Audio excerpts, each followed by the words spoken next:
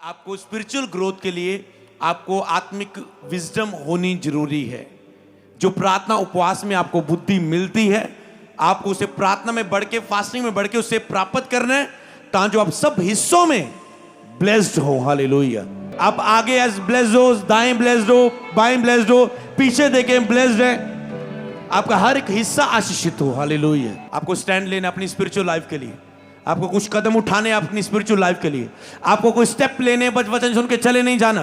प्रार्थना के कितने फायदे शैतान नहीं चाहता कि लोगों को पता चले। उसमें आपको बुद्धि आएगी, आंखें खुलेगी, समझ आएगी। पर आपको धीरे धीरे करते स्पिरिचुअल ग्रोथ में सब बातें पता चल रही है। आपकी बुद्धि ऐसे खुलेगी, समझ इतनी आएगी, आप ब्लेस होना शुरू होंगे। हालेलुया। तो यहां पर सबोपदेशक 10 की 1-2 में लिखा है, मरी हुई मक्खियों के कारण गंध का तेल सड़ने और बसाने लगता है। जहां पर तेल की बात आई, मतलब अभिषेक, परमेश्वर की शक्ति, सामर्थ। और थोड़ी सी मूर्खता बुद्धि और प्रतीक्षा को घटा देती है। थोड़ी सी मूर्खता, आप मसीह होने के बाद थोड़ी सी भी मूर्खता करें ना, आपकी बुद्धि, आपकी प्रतीक्षा आपका बड़ा लेवल से नीचे कर देगी। थोड़ी सी मूर्खता, और आपको नहीं पता ये क्या करते हो। जब भी मैंने अपनी लाइफ में लोगों को प्रेयर में बढ़ाया और प्रेयर में बढ़े, हमने देखा लोगों के अंदर मूर्खता खत्म हुई, लोगों को समझ खुलने लगी, लोग समझदार होते हैं। जैसे आप प्रेयर में बढ़ते हैं, जो मैं बीते दिनों में बात कर रहा था प्रार्थना की, जैसे आप प्रेयर में बढ़ते आपको समझ खुलती है, तो आप हैरान हो जाओगे।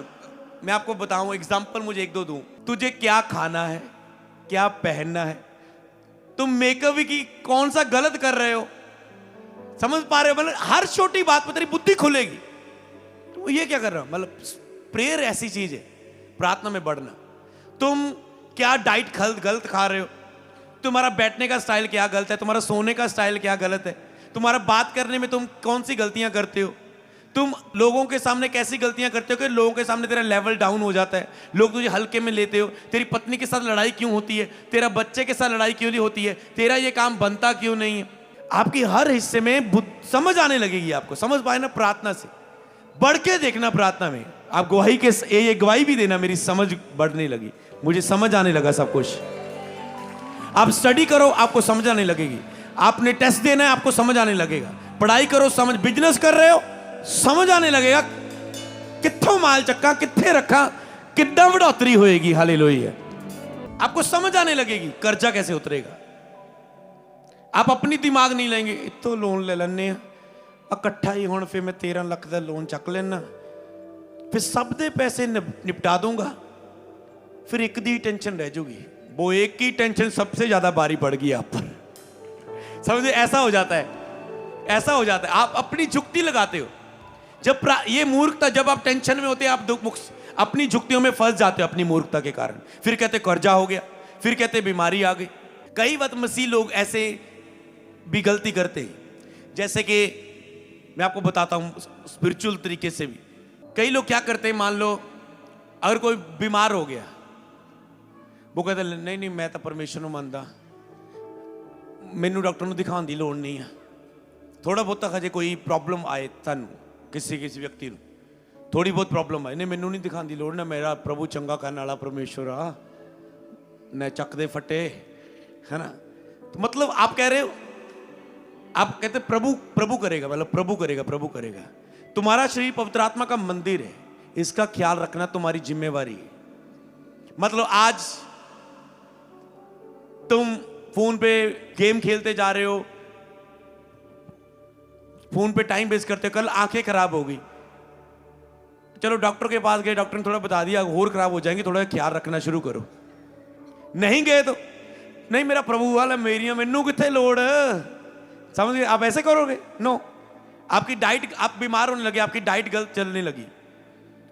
आप किसी मेडिकल में गए, जो डाइट प्लान आपको दे रहा है, वो कहता है ओके तुझे ये बीमारियां हैं, तो शुगर है, बीपी है, तो ये तो डाइट में तेरे ये होना चाहिए, ये ऐसे ऐसे खाना है, इससे तेरा प्रॉब्लम सेट होने लगेगा। ठीक है ना? ये तो हुआ, मतलब ये आपकी बुद्धि हुई, बुद्धि की बातें हुई। कई लोग ऐसे होते तो वो अपना ख्याल नहीं रखते। मतलब आपको समझ रखनी, मान लो ओके मौसम चेंज हो रहा है, आपको पता है कि एसी मुझे कम करना है, सर्दियां आ गई, सुबह पंखा मुझे ज्यादा नहीं रखना है, फिर नहीं तो नक बहन लापूगा, फिर आप प्रभु नहीं चंगा करेगा। फिर वो समझ पा रहे हैं? तो हीलिंग एक मिरेकल है, वो आपकी हर एक चीज ऐसे। फिर सिर दर्द क्यों नहीं ठीक होता मसीहों का, बुखार क्यों नहीं होता, आपको लेते हैं उसके लिए कुछ ना कुछ, क्योंकि परमेश्वर हीलिंग इंटरटेनमेंट नहीं है। कुछ भी हो गया ओके, मिरेकल ये है कि एक दो जनों में करेगा वो, और बाकी ऊपर बिलीव करेगा, आप विश्वास करो मैं हूं। ऐसा नहीं, वो तेरी हर एक चीज के लिए तुम्हें चमत्कार ही देगा। हाँ, हर चीज के लिए चमत्कार ले सकते हो अगर तुम निरंतर आत्मा में रहो। पर तुम 1 महीना आत्मा में रहते हो, 10 महीने प्रभु से दूर हो जाते हो। 1 महीना प्रभु, 1 हफ्ता प्रभु में छिपते हो, 3 महीने प्रभु से छिपने लग जाते हो पाप करके। फिर एक दो दिन प्रार्थना कर ली, प्रभु में छिप गए, फिर 2 महीने प्रभु से छिपे रहे, पाप कर रहे हो। इसीलिए आपको ध्यान रखना है। लेकिन परमेश्वर को परखो मत। प्रभु अपनी परमेश्वर की परीक्षा ना ले। परीक्षा लेना क्या है? अगर आपकी लाइफ में कोई प्रॉब्लम है, आप कहेंगे नहीं नहीं मुझे ये नहीं करवाना, डॉक्टर बोलेगी ये करना पड़ेगा, नहीं नहीं मैं नहीं करवाऊंगा। ओके, बंदा गया ऊपर, समझ पा रहे? बंदा गया ऊपर, चलो स्वर्गे गया, पर इत्थे हुंदा तां किन्नियां रूहां नूं बचा के जांदा। हालेलुया। तो उद्धार पाने के बाद तो गया है, पर मेरी बात सुनो, अब उस चीज को, जो चीज आप परमेश्वर को, मैं आपको बताता हूं कई चीज डिसीजन कैसे लेने। जो चीज आपको परमेश्वर की आवाज नहीं आई, उसमें अगर आप परमेश्वर करेगा, इसे बोलते हैं परमेश्वर की परीक्षा करना।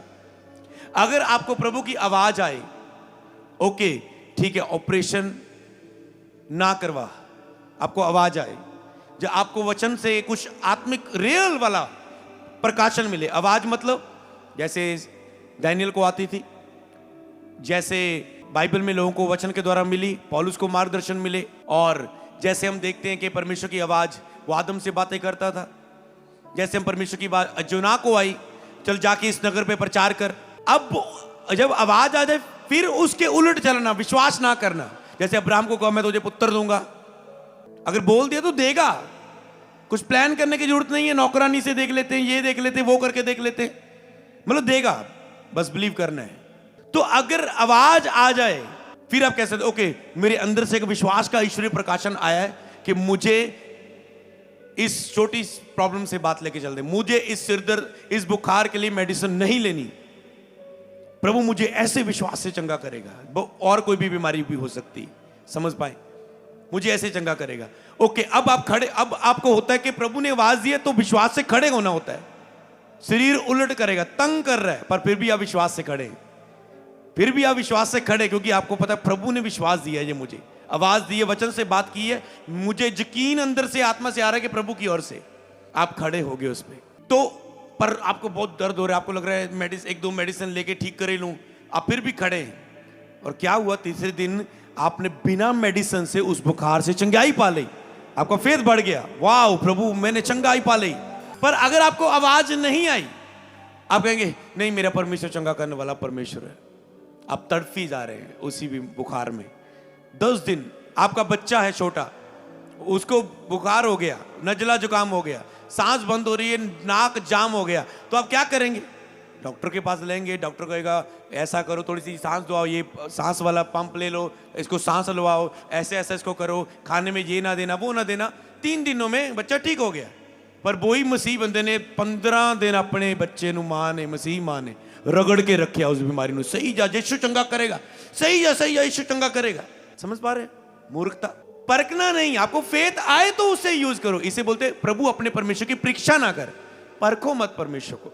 इसलिए अपने शरीरों का ख्याल रखो। फास्टिंग रखने से आपका शरीर बहुत चंगा हो जाता है। जिम वाले भी बोलते फास्टिंग रखो, डॉक्टर वाले बोलते फास्टिंग रखो। आप तो, आपकी तो वैसे ही मसीह लोग फास्टिंग वो रखते हैं, आप तो ऐसे तंदुरुस्त बहुत रहेंगे। हालेलुया। दुनिया वाले बोलते हैं कि तालियां बजाया करो, खून खान चलता रहेगा, डॉक्टर वो बोलते फायदा होता है इदा करने देना। तुम तो सबसे ज्यादा करते हो चर्च में। एक दिन मैं था, थोड़ा छोटा था, और मैंने देखा एक जगह ऐसे कोई प्रोग्राम लगा होता, वहां लोगों को सिखाया जाता कि हंसने से बीमारियां दूर होती है। लोग नकली हंसा करने लगे, हा हा हा। बुरी बात नहीं है, ठीक है, होता है, पर हम तो खुदा में आनंदित हंसते ही रहते, भजन गाते, नाच नाच के, झूम झूम के। कहते स्माइल रखो, खुश रही जाता। आपके तो भजन ही ऐसे ही चलते, धम धड़म धम धड़म, आप तो रहते ही खुश, उसमें आप ऐसे तो नहीं रह सकते। हम भजन ही ऐसे रखते हैं कि आप आनंदित रहे। हालेलुया। तो इसीलिए आपके ऑलरेडी बहुत सारे फायदे हो रहे हैं, लेकिन जैसे तू आत्मा में उन्नति कर, सब बातों में उन्नति कर। भक्ति सब बातों के लिए लाभदायक है। भक्ति आप कर रहे हो, आत्मिक भक्ति कर रहे हो, आत्मिक ग्रोथ कर रहे हो, सब बातों के लिए फायदा होगा आपका। ये बाइबल भी बताती है। हालेलुया। परमेश्वर ने ऑलरेडी वो चीजें आपके अंदर ऑलरेडी आपकी स्पिरिचुअल भक्ति में ऐड कर दी है कि आपको संसार में ना जाना पड़े। हमारे लिए चलना बहुत जरूरी होता है, तो हमें पुल प्रचार करते प्रभु इतना चला देता कि हमें सुबह इतना भागने की जरूरत नहीं पड़ती। वो हम प्रार्थना में घुटनों पे लगाते 3 घंटे लगातार। हालेलुया। 3 घंटे सुबह लगातार, 3 घंटे रात को सुबह लगातार, दोपहर के 3 घंटे लगातार बाइबल। चलो 9 घंटे पूरे हो गए। तुम 9 घंटे दिहाड़ी करते हो, हम 9 घंटे प्रभु को देते हैं। चलो जी, हम सेवा करते हैं। फर्क यही है। तो समझ पाए इस चीज को। ये है आपकी आत्मिक ग्रोथ के लिए आपको जो काम करना जरूरी होता है। तो चर्च कोई ऐसे को धार्मिक स्थान नहीं। आप चर्च का मतलब सीखना है। आप सीखते अपनी लाइफ के बारे में। आप केवल हीलिंग लेने के लिए नहीं आते। आप ये नहीं कि ओके रखे कोरी हो जवे काम। ऐसा खुदा है जो बोलता है अपने दास की तरह, आपको सिखाता है कैसे जीवन जीना है। और फिर भी आज ऐसे सच्चे परमेश्वर के बारे में आप सुन के फिर संसार में जाओ, दुनिया में जाओ, बाबों चेलों के पीछे जाओ, भटको संसार में, संसार की वस्तुओं की पूजा करने लगो। सर्वशक्तिमान परमेश्वर जिसने सारी दुनिया को बनाया, उस परमेश्वर को छोड़ के दुनियादारी की पूजा करने लगो। मनुष्य को रब बोलने लगो, परमेश्वर को, बंदे को परमेश्वर बोलने लगो, बंदे के आगे झुकने लगो। फिर मूर्ख कौन हुआ? फिर प्रॉब्लम का कारण कौन हुआ? इंसान हुआ। परमेश्वर तो उसे मार्ग दिखा रहा है। उसने कहा सत्य को जानो, सत्य तुम्हें आजाद करेगा। ये सत्य का मार्ग है जो मैं आपको बता रहा हूं। हालेलुया। तो ऐसे आपको बुद्धि आपके जीवन में, ये मैंने एक एग्जांपल दी कि एक हिस्से में बुद्धि, ऐसे आपको बहुत हिस्सों में बुद्धि चाहिए। पॉइंट अब आएगा। तो कौन देगा बुद्धि? कितनी रोज कितनी इतनी बाइबल पढ़े? दुनिया में, संसार में बहुत सारी बातें, इसके लिए तो बहुत किताब पढ़नी पड़ेगी। जिस तरह मेडिकल के लिए इतनी मोटी मोटी गाइड किताबें होती है, आप कहते हो इतना तो कौन पढ़ेगा यार। आप प्रार्थना में जाओ, फास्टिंग में जाओ, बुद्धि से आप भर जाओगे। यीशु नाम में समझ से भर जाओगे आप। जो परमेश्वर ने बातें डायरेक्ट देनी है वो डायरेक्ट देगा। जो कहेगा पास्टर के द्वारा देनी है, पास्टर के द्वारा, आपके मेंटर के द्वारा देनी है वो मेंटर के द्वारा देगा। जो किसी आपकी वाइफ को आपके लिए यूज करना है वो आपकी वाइफ के द्वारा बात करेगा। आपके बच्चे को आपके लिए यूज करना है, बच्चे के द्वारा आपको सिखा देगा। आपको डॉक्टर के पास भेजना है, वो डॉक्टर के द्वारा भी हील कर लेगा आपको। वो देख लेगा तुम कैसे सेट होने वाले हो, तुम्हारा फेथ, तुम्हारा स्पिरिचुअल लाइफ कितनी है। तुम डॉक्टर के पास जा रहे हो, वो डॉक्टर के द्वारा भी हील कर देगा। नहीं तो अगर प्रभु हुक्म ना दे तो डॉक्टर भी चंगा नहीं कर पाता। अब परमेश्वर उसमें ना आए। लोग कहते सब कुछ इलाज करा रहे, ठीक क्यों नहीं हो रहा है? इसलिए डॉक्टर भी परमेश्वर की ओर से, उन्हें परमेश्वर यूज करता है। तो इसीलिए जहां तक हो सके आप मेडिकल की हेल्प लेते हो, पर जहां पर आपको प्रभु के यहां विश्वास से ले, आप विश्वास से लेते हो। आप परखते नहीं है परमेश्वर को। हालेलुया। तो समझ पाए, बुद्धिमान का मन उचित बात की ओर रहता है, परंतु मूर्ख का मन उसके विपरीत रहता है। जो एक बुद्धिमान है उसका मन हमेशा खास बात की ओर रहता है।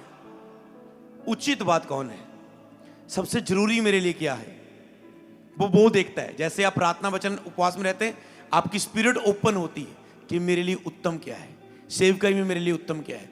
सेवकाई में बहुत सारे काम है, मैं किस काम को पहले करूं, किस काम को यादा करूं।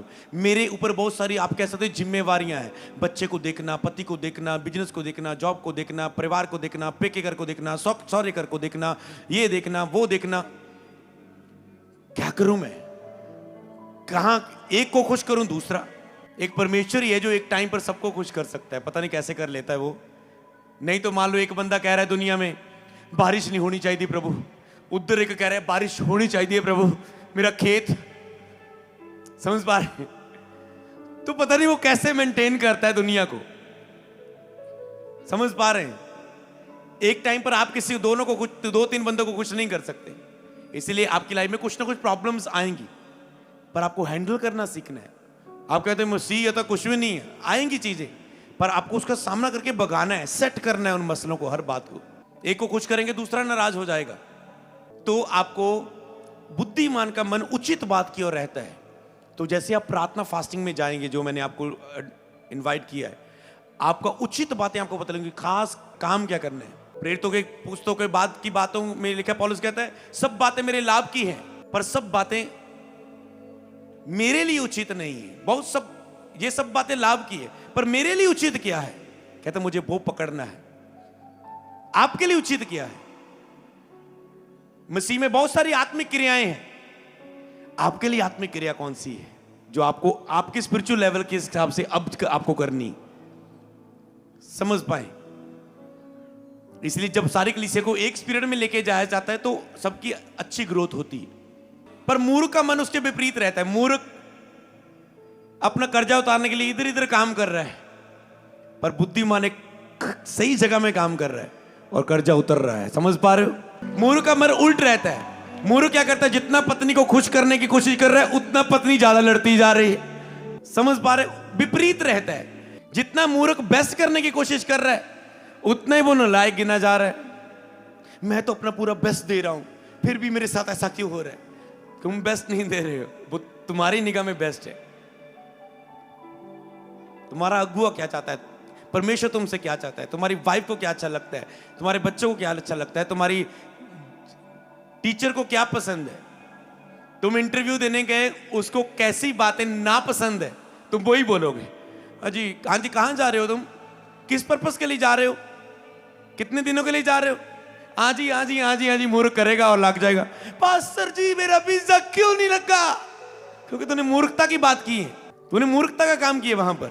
अच्छा एजेंट ने तैਨੂੰ कुछ गाइड नहीं से किया? वो कहता सीगा हाँ हाँ तू आ गल्लां तां क्या। मैं क्या प्रभु मेरे नाल आ, छड्डो तुसी। एजेंट ने दस्सिया नहीं तैਨੂੰ कि इदां दा जाके इंटरव्यू ते बोलियो? नहीं नहीं, मैं क्या प्रभु मेरे नाल आ। मैंने समझ पाए ना? एग्जाम्पल्स मैं आपको दे रहा हूं कि आप समझ सके हर एक व्यक्ति। ये होती मूर्खता। तो आपको आज से समझना है, गरीब मत बनो, आत्मिक अमीर बन जाओ। वचन सोने चांदी से भी कीमती है। नीति वचन में लिखा है परमेश्वर का वचन सोने और चांदी से भी कीमती है। जिसे ये धन मिल गया उसने इसे पाने के लिए सब कुछ खत्म कर दिया। पर आज का मसीह कह रहा है मेरी दिहाड़ी मिस ना हो जाए, मेरी फैक्ट्री दे विच मेरा एक दिन मिस ना हो जाए, वचन मिस हो जाए। समझ पाए? आज का सरमन क्या है, वो मिस हो जाए। यही तो कहते हैं उसका विपरीत रहता है, उत्तम बात की ओर मन नहीं रहता है। लेकिन मसीह में की मेहनत व्यर्थ नहीं। मसीह की हजूरी में समा बिताया व्यर्थ नहीं है, उसका रिजल्ट आएगा ही आएगा, आता ही आता है। आपको सोचने की जरूरत नहीं है, आप इसकी हजूरी में और रिजल्ट आएगा, असर आएगा उसका। आप बैठ के जा रहे हो, आपको नहीं पता किन हिस्सों में असर उसका हो रहा है। हालेलुया। क्योंकि वचन बताता है मसीह में की मेहनत व्यर्थ नहीं है। मूर्ख का मन उसके विपरीत रहता है। हालेलुया। तो आपको मूर्ख नहीं बनना। बाइबल में लिखा है बुद्धिमान की संगति कर, तुम ही बुद्धिमान हो जाएगा। बुद्धिमानी से चर्च अटेंड कर, बुद्धिमान पास्टर को सुन, बुद्धि की बातें सुन, बुद्धिमान औरत के साथ मैरिज कर। लिखा है बुद्धिमान औरत अपने घर को बनाती, पर एक मूर्ख औरत अपने बने बनाए घर को बिगाड़ देती है। मम्मी ਅੱਜ ਸਹੁਰੇ ਨੇ ਮੈਨੂੰ ਇਦਾਂ ਬੋਲਿਆ, ਅੱਜ ਪਤੀ ਦੇਵ ਨੇ ਮੈਨੂੰ ਇਦਾਂ ਬੋਲਿਆ। ਸੱਸ ਜੀ ਇਹ ਤੁਹਾਡੀ ਕੁੜੀ ਨੂੰ ਸਮਝਾ ਲਓ ਥੋੜੀ, ਇਹ ਦੇਖਾ ਜਿੱਦਾਂ ਬੋਲਦੀ है ਮੈਨੂੰ। बीच में फैमिलियों को ऐड करेंगे। फिर आप तो हस्बैंड वाइफ ने कितने जाना है, घरे ही रहना। वो तो एक दो दिन से सुलह हो गई पर फैमिलियां लड़ी जांदियां हुण, वो चक्की जाती है। तू आ जा कर, देख लवांगे आप, मगर आऊगा तेरे तेनू मनाण। वो आया नहीं, डिवोर्स हो गया, घरे बिठा ली। समझ पा रहे? ऐसे ये सब चीजों में आपके परिवारों में मूर्ख। आपको केवल हीलिंग ही नहीं चाहिए, आपको सब तरह का ज्ञान चाहिए। तो लगातार आपको YouTube पर सरमन सुनते रहना, मिस नहीं करने, क्योंकि ज्ञान आपके लिए उत्तम है। कहता बुद्धि कहती तू मेरी बातें नहीं सुनेगी, ज्ञान को तू नहीं सुनेगा, जब तुझ पर विपत्ति आएगी। परमेश्वर कहता मैं भी तुम्हारी नहीं सुनूंगा, क्योंकि मैंने तो ज्ञान बांटा कि विपत्ति में से कैसे निकलना है। लेकिन धर्मी बुराई को देखकर छिप जाता है, पर जो पापी है वो उसी बुराई में फंस जाता है। धर्मी को पता है ये अन्य जाति बंदा है, ये ऐसा ऐसा काम कर रहा है, आज मुझे ये खिलाएगा, ये मुझे गिफ्ट देगा, ये मेरी ऐसा करेगा, मेरे साथ वैसा करेगा, तो मुझे आज आत्मिक चालाकी बरतनी है, मुझे आज घर ही नहीं रहना, मुझे आज के दिन फास्टिंग रख लेनी है, मुझे आज ये। समझ पाए हो आप? तो आत्मिक बुद्धिमान बनना है आपको। वो ख्याल रखता अपनी स्पिरिचुअल लाइफ का। लेकिन संसार से मित्रता परमेश्वर से बैर है। तो इन दिनों में संसार से मित्रता मत करना, मैं आपको बता रहा हूं। संसार से मित्रता करनी, दुनियादारी की भी चीजों में जाना, बाद में फिर ले हैंड के लिए प्रेयर लाइन में खड़े हो जाना, पहले बहुत कुछ खाना, अशुद्ध चीजों को, बाद में फिर डिलीवरेंस के लिए खड़े हो जाना, पहले अपने खाने को रोक नहीं पाना, फिर बाद में ले हैंड में खड़े हो जाना, पहले संसार की एंजॉयमेंट में, दुनियादारी में अपने आप को रोक ना पाना, बाद में फिर उसी बंधन को लेके आते जाना। फिर पास्टर बोलता जाएगा जाओ जाओ जाओ, तुम घर जाके कहोगे आओ आओ आओ, फिर से आओ दुष्ट आत्माओं, रहा नहीं जाता तेरे बिना।